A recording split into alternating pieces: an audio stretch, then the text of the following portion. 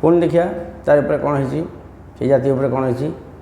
ବହୁତ ମୁନି ଋଷିଙ୍କର ବାକ୍ୟ ଅଛି ଆ ଦେହରେ, ମାନେ ବାକ୍ୟ ସେମାନେ ବାକ୍ୟ କରିନାହାନ୍ତି, ସେମାନଙ୍କ ବିଷୟ ସବୁ ବାକ୍ୟରେ ଗଢ଼ା ଯାଇଛି।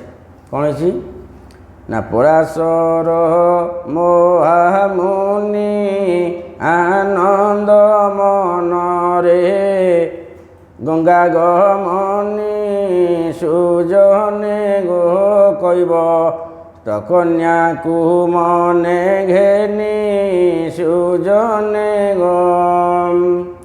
ପରାଶର ଯେ ବ୍ରାହ୍ମଣ ସତ୍ୟବତୀ ପୁଣି କୈବର୍ତ୍ତୀ ଘେନ ସୁଜନେ ଗୋ କିଛି ନ ଭାବିଲେ ଋଷି ପୁଣ ସୁଜନେ ଗୋ।